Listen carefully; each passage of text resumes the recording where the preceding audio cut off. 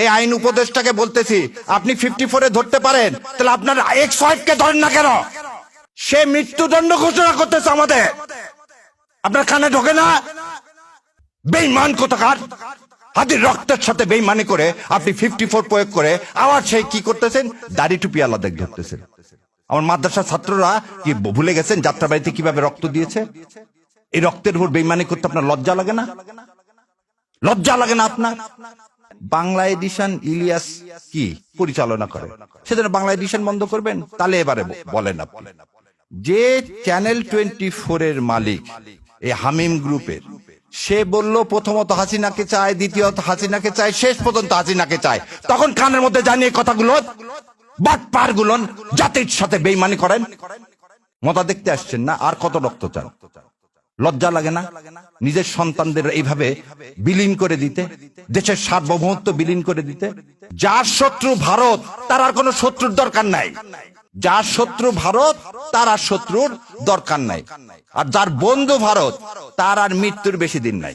তাই আমি জানি না আমার বিএনপির ভাইরা এই আনন্দবাজার পত্রিকার তারা বিবৃতি দিয়ে জানাবেন। যদি বিবৃতি দিয়ে না জানান, আপনাদের মাধ্যমে জাতির কাছে বলে যাচ্ছি, বিএনপির তার মৃত্যু সন্নিকট। যদি ওই তথ্য সত্য হয়, আপনি ভারতের কাছে দস্তখত দিয়ে যদি দেশে আসেন, তাহলে আপনার মৃত্যুর সন্নিকটে। আপনার বাবা রক্তের সাথে তাহলে আপনি বেইমানি করতেছেন, আপনার মায়ের রক্তের সাথে আপনি বেইমানি করতেছেন। আপনার বাবা তালপট্টি দ্বীপ দেয়নি বলে শেখ হাসিনাকে এখানে ঢুকানোর 17 দিনের মাথায় আপনার বাবাকে হত্যা করা হয়েছে।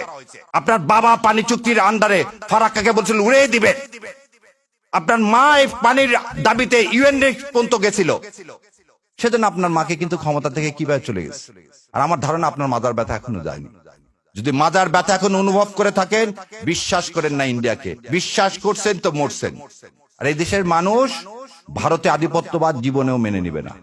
তো দয়া করে আল্লাহর ওয়াস্তে এদেশে মানুষের সাথে কেউ বেইমানি করেন না, এতগুলো সন্তানের সাথে বেইমানি করেন না। আর ডেইলি স্টাররা যখন আপনার প্রশংসা করবে, তখন বুঝবেন আপনি ভুল পথে আছেন। আপনার সন্তানের যেদিন জানা যাওয়া দাফন হবে, সেদিন আপনি সাংস্কৃতিক অনুষ্ঠান উপভোগ করতে পারেন। একজন সাংবাদিক তিনি চ্যানেল 24-এ বললেন কি, আমি সাংস্কৃতিক অনুষ্ঠান উপভোগ করছিলাম, যখন শুনলাম এই চ্যানেল প্রথম আলো এবং ডেইলি স্টারে আগুন দেওয়া হয়েছে, আমার গা শিহরিত হয়ে উঠল। আমি তাদেরকে বলতে চাই, আপনার সন্তানের চেয়ে ওই বিল্ডিং এর মূল্য আপনার কাছে বেশি।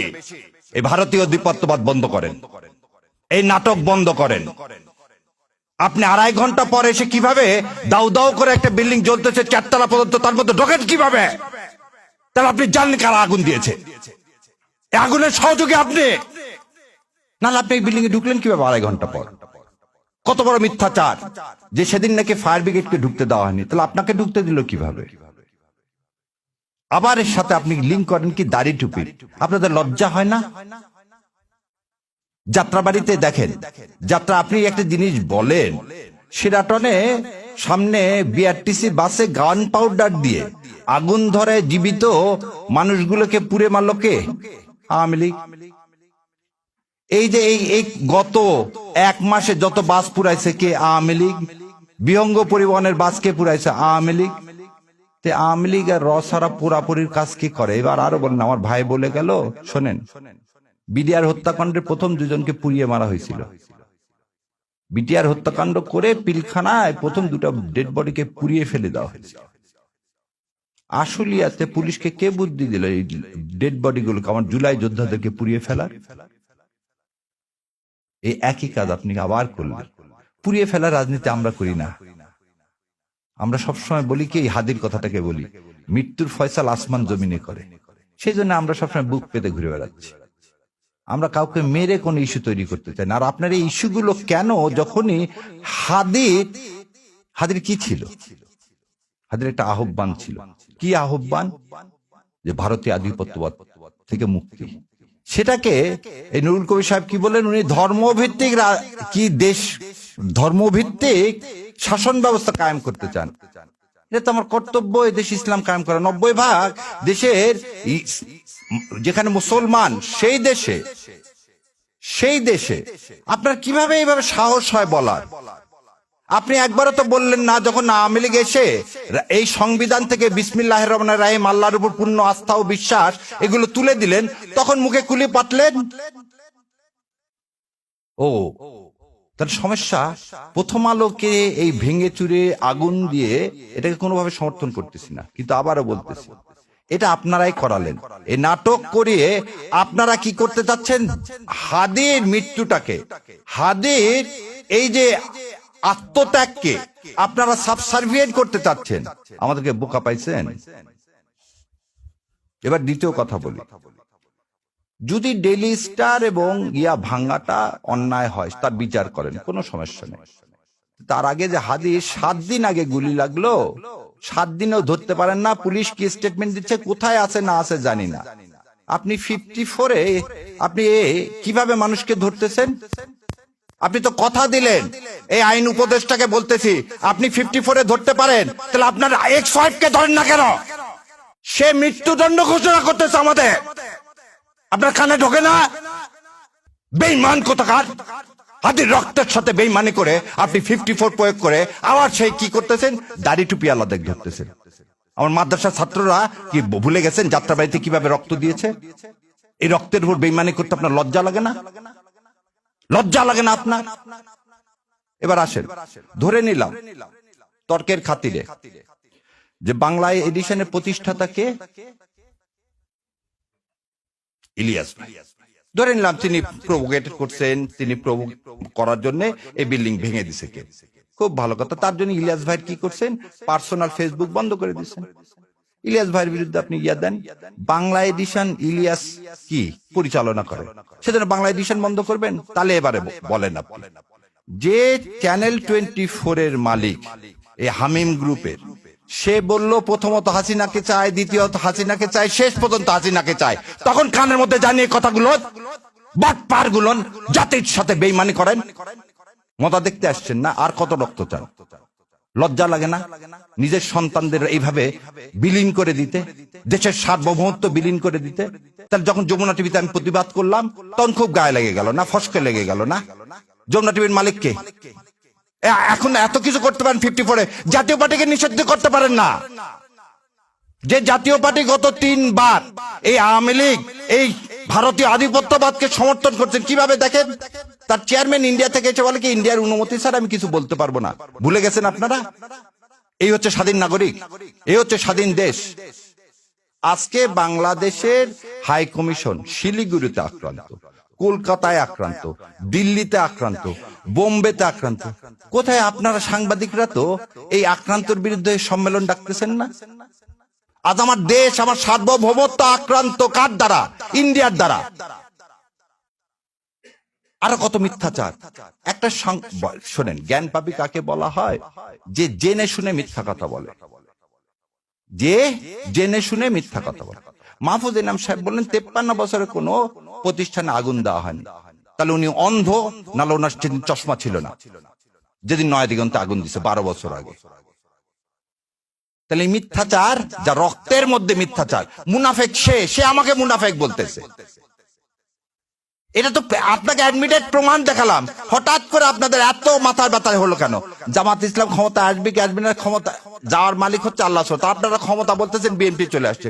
গতকালকেও দেখি এই ওর নাম কি, আমেরিকা থেকে বসে থেকে ঠিকানার উনি বলেই দিলেন বিএনপি আসতেছে ক্ষমতায়, তাহলে এখন জামাতের কি হবে? আরে ভাই, বিএনপি যদি ক্ষমতায় আসে তাহলে ভোট টোট করার দরকার কি? দিয়ে দেন না, দিয়ে তো দিছেন, 1.5 বছরে তো দিছেন, 1.5 বছরে তো দিয়ে দিলেন। আর জাতির সাথে তামাশা করেন না। বলতেছি আপনাদেরকে বারবার, শেষ রক্তবিন্দু থাকা পর্যন্ত এই ভারতীয় আধিপত্যবাদের বিরুদ্ধে যুদ্ধ করে দেব ইনশাল্লাহ। আর এই ন্যারেটিভ আর প্রথম আলো আর ডেইলি স্টারের এই ন্যারেটিভ আর ইনশাল্লাহ দেশে বাস্তবায়ন করতে দিব না। সেই জন্যই বলছি, দেখেন আপনাকে বলি, এই চ্যানেল আইতে যাওয়া আমি নিজে বন্ধ করে দিচ্ছি। কেন? যেদিন থেকে সোমাকে নিয়ে আসছি, যেখানে ভারতে আধিপত্যবাদ নিয়ে আসবেন আমাদের কণ্ঠ বন্ধ করবেন, করতে পারবেন না ইনশাল্লাহ। আল্লাহ আপনাদের কান পর্যন্ত পৌঁছায় দেওয়ার ব্যবস্থা করবে। কি হয়েছে আপনাদের টিভি আমরা বর্জন করলে? যেখানে যেখানে ভারতে আধিপত্যবাদ দেখি আমি সেখানে সেখানে যাওয়া বন্ধ করে দিচ্ছি। আমাদের কথা হচ্ছে আমাদের আদর্শের সাথে লড়তে হবে, এবং সেই আদর্শটা আমরা যে পুরাবো না। আমরা আমাদের কথা বলে দেবো, যেখানে পছন্দ হবে না ভাই সেখানে যাবো। আর পুরানার রাজনীতি করে ভারত, এবং ভারতের দালাল হচ্ছে প্রথম আলো। শোনেন, একটা জিনিস শেষ করে দিচ্ছি, যার শত্রু ভারত তার আর কোনো শত্রুর দরকার নাই। যার শত্রু ভারত তার আর শত্রুর দরকার নাই, আর যার বন্ধু ভারত তার আর মৃত্যুর বেশি দিন নাই। তাই আমি জানি না আমার বিএনপির ভাইরা এই আনন্দবাজার পত্রিকার তারা বিবৃতি দিয়ে জানাবেন। যদি বিবৃতি দিয়ে না জানান, আপনাদের মাধ্যমে জাতির কাছে বলে যাচ্ছি, বিএনপির তার মৃত্যু সন্নিকট। যদি ওই তথ্য সত্য হয়, আপনি ভারতের কাছে দস্তখত দিয়ে যদি দেশে আসেন, তাহলে আপনার মৃত্যুর সন্নিকটে। আপনার বাবা রক্তের সাথে তাহলে আপনি বেইমানি করতেছেন, আপনার মায়ের রক্তের সাথে আপনি বেইমানি করতেছেন। আপনার বাবা তালপট্টি দ্বীপ দেয়নি বলে শেখ হাসিনাকে এখানে ঢুকানোর 17 দিনের মাথায় আপনার বাবাকে হত্যা করা হয়েছে। আপনার বাবা পানি চুক্তির আন্ডারে ফারাক্কাকে বলছিল উড়িয়ে দিবে। আপনার মা এই পানির দাবিতে ইউএন পর্যন্ত গেছিল, সেজন্য আপনার মাকে কিন্তু ক্ষমতা থেকে কিভাবে চলে গেছে। আর আমার ধারণা আপনার মাজার ব্যথা এখনো যায়নি। যদি মাজার ব্যথা এখন অনুভব করে থাকেন, বিশ্বাস করেন না ইন্ডিয়াকে, বিশ্বাস করছেন তো মরছেন। আর এই দেশের মানুষ ভারতে আধিপত্যবাদ জীবনেও মেনে নিবে না। তো দয়া করে আল্লাহর ওয়াস্তে এদেশে মানুষের সাথে কেউ বেইমানি করেন না, এতগুলো সন্তানের সাথে বেইমানি করেন না। আর ডেইলি স্টাররা যখন আপনার প্রশংসা করবে, তখন বুঝবেন আপনি ভুল পথে আছেন। ইন্ডিয়া এবং ডেইলি স্টার যখন আপনার প্রশংসা করবেন, তখন বুঝবেন আপনি ভুল পথে আছেন। সেজন্য বিএনপির ভাইদেরকে আমি বলে দিচ্ছি, আপনারা ভুল পথে আছেন। কারণ আপনারা ওখানে ডেইলি স্টার এবং প্রথম আলো খুব বলছে আপনারা ক্ষমতা আসতেছে, শত্রুকে চেনেন। আর আমার বেশি কথা মানায় না। আমার শ্রদ্ধেয় শিক্ষক এখানে উপস্থিত আছেন, তো আপনারা আমাদের জন্য দোয়া করবেন। আর অন্তরের অন্তঃস্থল থেকে সাংবাদিক ভাই, আপনাদেরও দায়িত্ব আছে, দয়া করে এই মিথ্যাগুলোকে আপনারাও বলেন। যে একটা লোক, একটা বিল্ডিং আগুন লাগলো, সে ঢুকলো কিভাবে, বেরোলো কিভাবে, আর সে কিভাবে বলে যে সাংবাদিক পুড়িয়ে মেরে ফেলে দেওয়ার ষড়যন্ত্র হয়েছে। কোন জায়গায় আগুন লাগলে কি হবে? কাউকে তো ঢুকতে দেওয়া হবে না, ভিতরে যারা আছে তাদেরকে বের করে আনা হবে। উনি কি ডাক্তার?